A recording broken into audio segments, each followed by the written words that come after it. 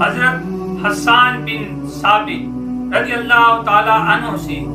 محبوب خدا صلی اللہ تعالی علیہ وآلہ وسلم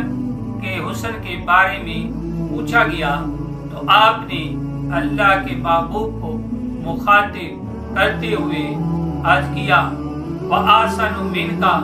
لَمْ تَرَ قَطُّ عَيْنِي وَأَجْمَلُ مِنْكَ لَمْ تَلِدِ النِّسَاءُ خُلِقَتْ مُبَرَّأً مِنْ كُلِّ عَیْبٍ كَأَنَّكَ قَدْ خُلِقْتَ كَمَا تَشَاءُ۔ اے میرے محبوب صلی اللہ تعالی علیہ وسلم کہ میری آنکھ نے آپ جیسا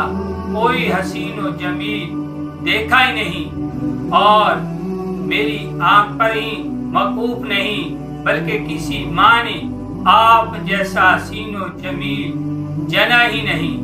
یا رسول اللہ، آپ کو ہر عیب سے پاک پیدا فرمایا گیا، گویا جیسا آپ نے چاہا ویسے پیدا فرمایا۔